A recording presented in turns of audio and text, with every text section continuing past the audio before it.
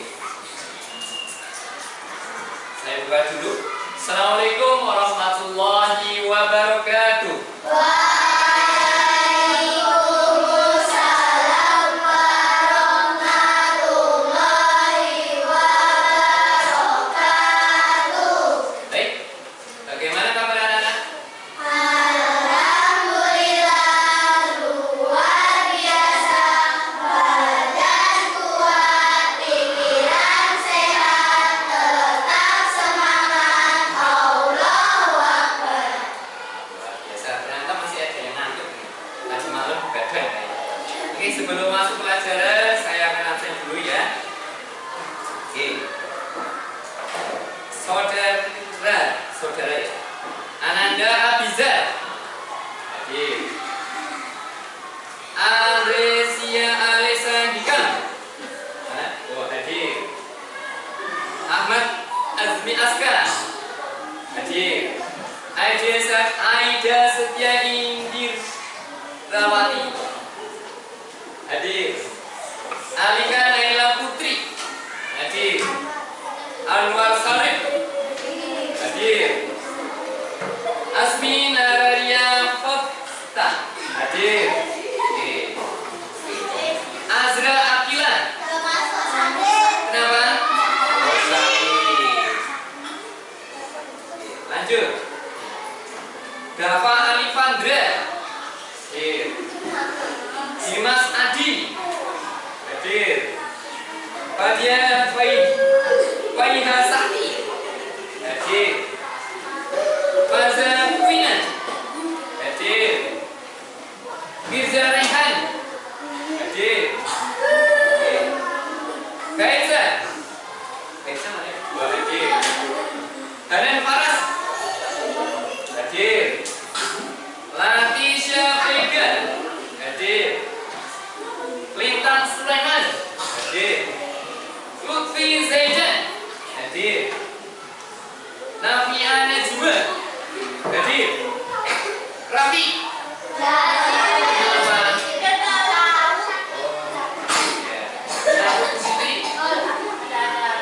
belum ada keterangan ya. Rasya Al-Fatih hadir. Sakti Janu hadir. Yuna Fariha hadir. Nova Zidana hadir. Yang tidak hadir 2. Terima kasih ya. Oke. Baik, masuk ke materi. Oh, biar tambah semangat nih. Pakai email enggak usah ya. Langsung materi karena waktunya singkat. Oke ya. Sebelum masuk materi, saya sampaikan dulu terkait dengan tujuan pembelajaran. Jadi pembelajaran kali ini harapan atau tujuan yang akan dicapai yaitu peserta didik dapat menyebutkan kekayaan alam yang ada di daerah tempat tinggalnya. Yang kedua, peserta didik dapat merelasi pengaruh geografis. Jadi pengaruh geografis dengan kekayaan alam di daerah tempat tinggalnya. Yang ketiga, peserta didik dapat menyebutkan cara yang bijak untuk memanfaatkan kekayaan alam. Oke, itu tujuannya. Oke, masuk ke materi yang pertama yaitu ketampakan alam. Nah, ada gambar apa itu? Oke, ada yang tahu gunung itu apa ya? Dataran tinggi. Ada lagi? Apa? Dataran tinggi yang berisi lava. Itu di situ tidak saya sebutkan gunung itu apa. Nafian, gunung apa? Pernah lihat gunung? Apa itu gunung? Apa tumpukan tanah sehingga membuat puncak? Ya, terus dataran tinggi, puncak. Gimana? Gunung apa? Pak sudah sering melihat kalau pagi gunung kelihatan. Nah, gunung apa? Ternyata nggak terpikirkan. Itu gunung itu apa? Sakti, gunung apa? Tempat wisata. Terus apa lagi?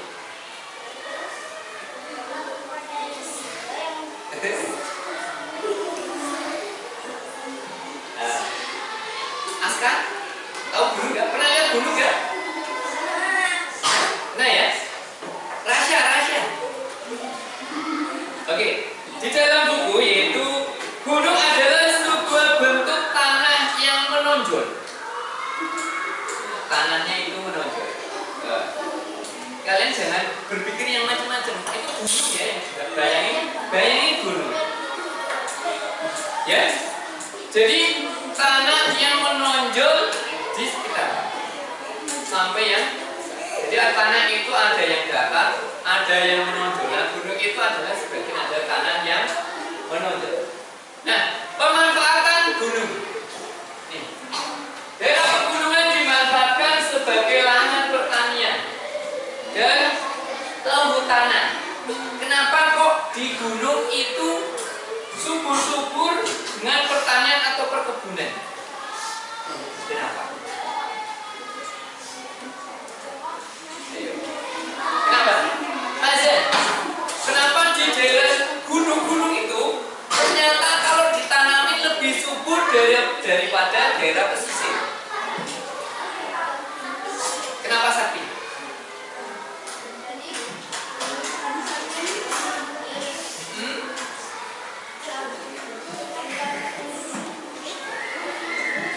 Nah, gini gambarannya. Kalau gunung itu mesti sesekali mengeluarkan lahar atau meletus.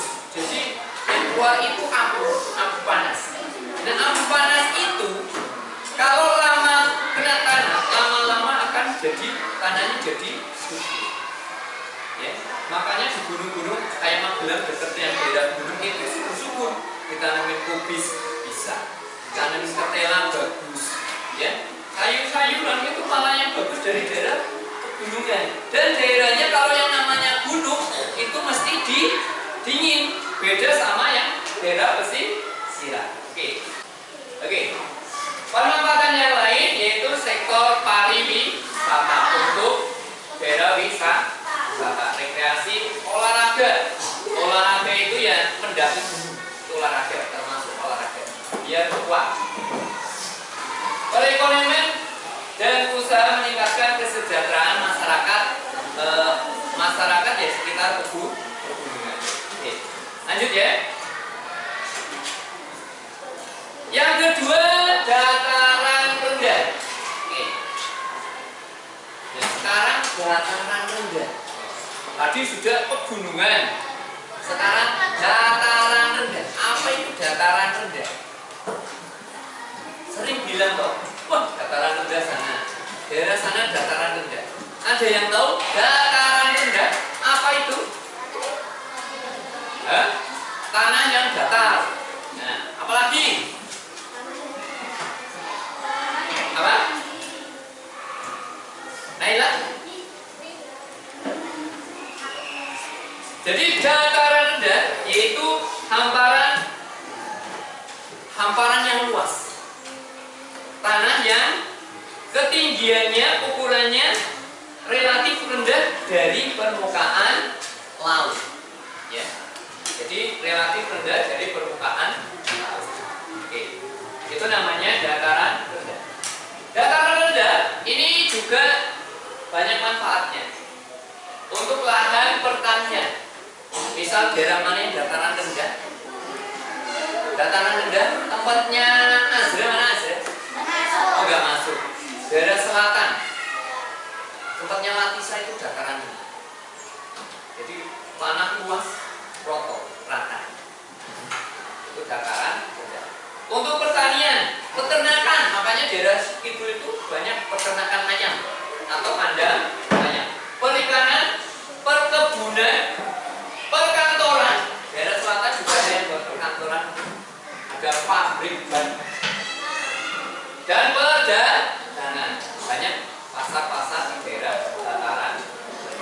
Oke. Sampai sini Pak untuk dataran rendah. Lanjut.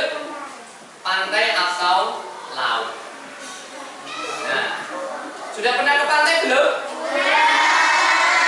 Ada yang belum pernah ke pantai?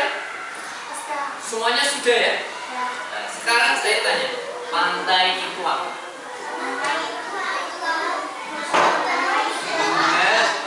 Udah sering, bener. Rumahku dekat pantai. Rumahku dekat pantai. Nah, pantai itu apa?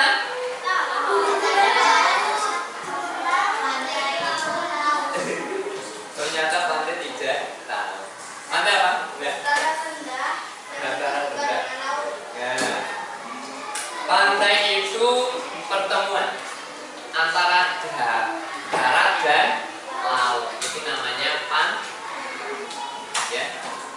Ya enggak? Kalau kalian masuk airnya itu sudah masuk laut. Tapi kalau pantai itu pasirnya itu perbatasan antara laut dan oke. Manfaatnya sekarang, pantai atau laut dimanfaatkan sebagai tempat pariwisata. Misalnya mana? Jetis, Jatimalang, lagi Dewa Ruci. Pernah ke sana? Apalagi? Belaga, Jatimalang, Ketawang, apalagi? Sana yang ke sana, Sowo, Menanti. Nah, itu namanya pantai. Atau untuk perikanan. Ya, untuk perikanan. Perdagangan juga, transportasi juga. Misal pantai mana yang untuk transportasi? Misal kalian pergi dari Madura ke Bali. Nah, itu pakai ferry lewatin lah. Bukan lewatin sungai, tapi lewatin. Pakai apa? Yang pakai apa? Kapal atau perahu Oke. Atau tempat untuk perhotelan juga ada. Nah, pantai selatan Pulau Jawa atau Kebumennya, ada Kebumennya, menghasilkan sarang burung walet. Tahu burung walet? Itu apa ya? Rumahnya atau susuknya? Atau susu apa ya bahasa Indonesia? Nah, itu sarang, ya sarang. Sarangnya itu untuk obat. Kalau sarang Pak? Iya. Pantai cukup ya? Paham sampai sini? Lanjut, sungai. Nah, ini sungai. Pernah lihat sungai? Apa itu sungai? Di situ ada sungai Kalijali. Apa itu? Sungai itu apa?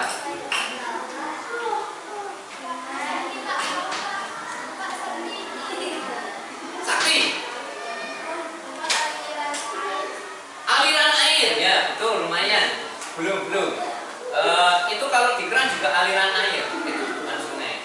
Terus ada yang kalau hujan itu turun, itu juga aliran air, talang ya. Apalagi? Pernah lihat sungai? Apa sungai?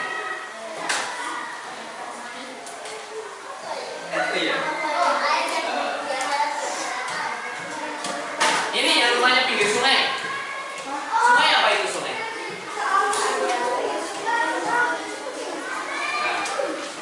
Dimas, tiap hari lewatin sungai dah? Iya, kan lewat jembatan itu. Apa sungai? Nah, sungai itu aliran air yang deras, yang besar. Kalau yang kecil namanya kalet. Iya, kan ada yang kecil loh. Kalau sungai itu aliran airnya besar. Kalau yang lebih kecil lagi apa? Got, ya, gorong-gorong. Oke ya. Sungai digunakan masyarakat sebagai jalur transportasi untuk memudahkan memindah barang. Zaman dulu, kalau orang nebang kayu di pinggir sungai, kalau rumahnya jauh, itu cuma ditaruh di sungai biar terbawa arus. Jadi nggak gotong-gotong sampai, nggak angkat-angkat sampai berat, itu nggak usah. Ya. Sungai yang besar, contohnya sungai apa? Sungai Nil. Nah, yang di Indonesia sungainya besar apa? Itu di luar negeri. Indonesia sungainya lebar. Sungai Mahakam yang ada di Kalimantan Timur itu besar. Ya, oke. Sungai juga digunakan untuk transportasi, perdagangan, perikanan, olahraga. Ada nggak yang olahraga di sungai? Apa olahraganya? Renang. Terus apa lagi?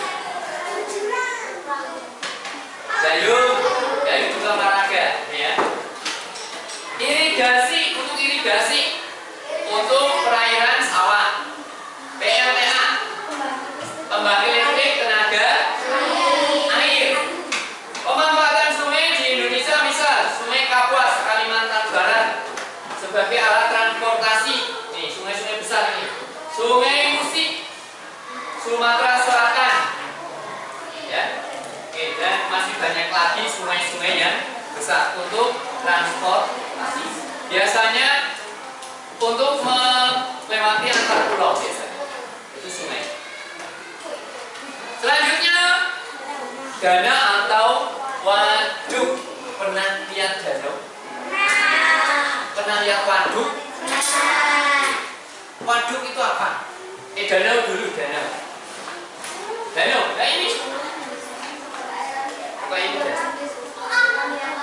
Gedenya hilang. Apa danau? Nih danau. Danau adalah perairan yang terbentuk secara alami. Jadi kumpulan air yang besar, tapi terbentuknya alami. Itu namanya danau. Sedangkan waduk itu dibuat oleh manusia. Contohnya waduk yang di sini waduk apa? Yang di sini Wojo punya waduk belum jadi tak? Waduk apa? Di Wojo punya waduk terbesar di Indonesia. Bener. Waduk apa namanya? Waduk Wadas. Ya, terkenalnya Wadas. Sekarang nanti belum dikasih nama kayaknya. Ya. Waduk terbesar nanti di Indonesia. Oke. Waduk digunakan banyak manfaat perikanan, pariwisata, olahraga, irigasi, PLTA, sama hampir sama dengan sungai. Danau yang besar nih, Danau Toba, Sumatera Utara. Untuk pariwisata, irigasi, waduk Jatiluhur, Jawa Barat. Kalau yang Jawa Tengah, waduk apa?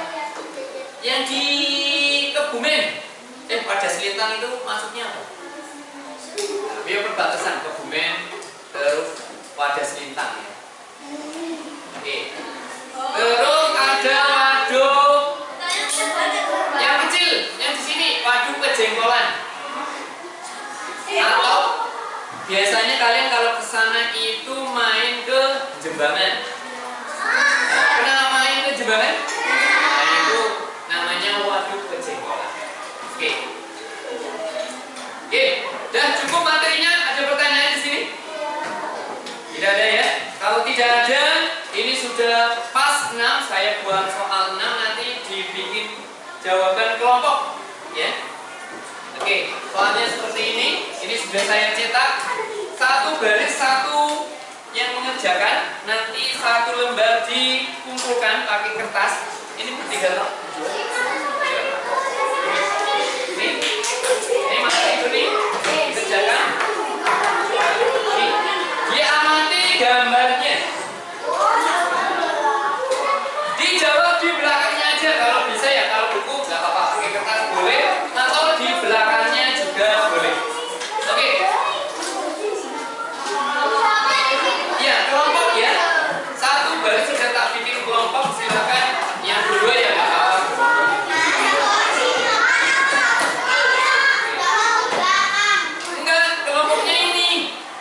Satu baris, ini satu baris, satu baris, satu baris. Ya, kasih nama. Oke.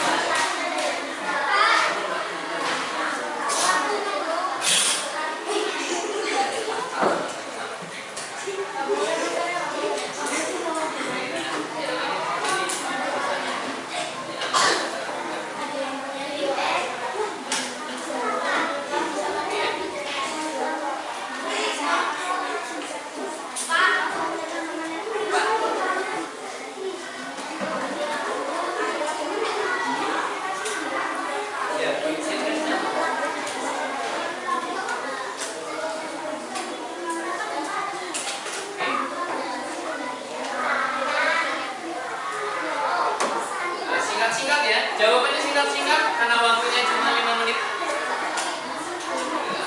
Hanya ngamati gambar, terus disimpulkan ya gambarnya.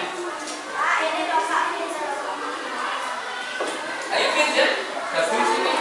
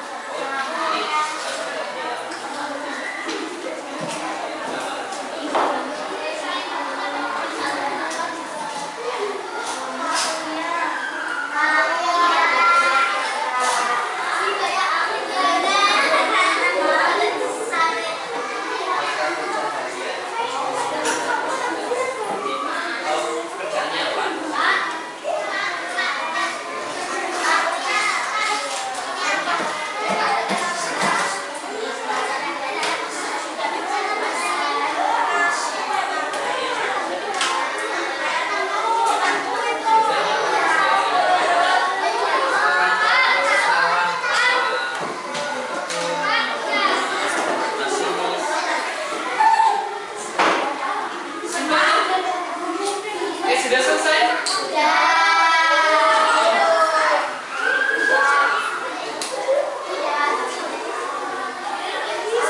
Sampai 4 aja ya, sampai 4 aja. Sudah selesai? Kumpulin ya. Oke, sudah? Sudah ya? Sudah. Aida sudah?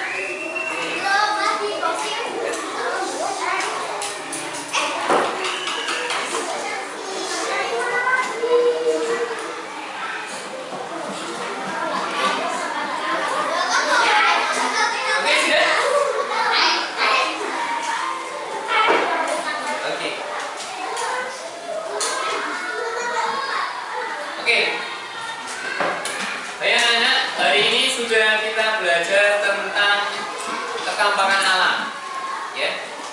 Yang pertama tadi apa? Gunung, pegunungan atau gunung. Yang kedua, dataran rendah. Yang ketiga, pantai. Yang keempat, sungai dulu, sungai. Yang kelima, danau atau waduk. Ya. Cukup paham ya? Oke, baik. Materinya cukup sampai di sini dulu. Besok disambung lagi lain waktu. Saya tutup. Assalamualaikum warahmatullahi wabarakatuh.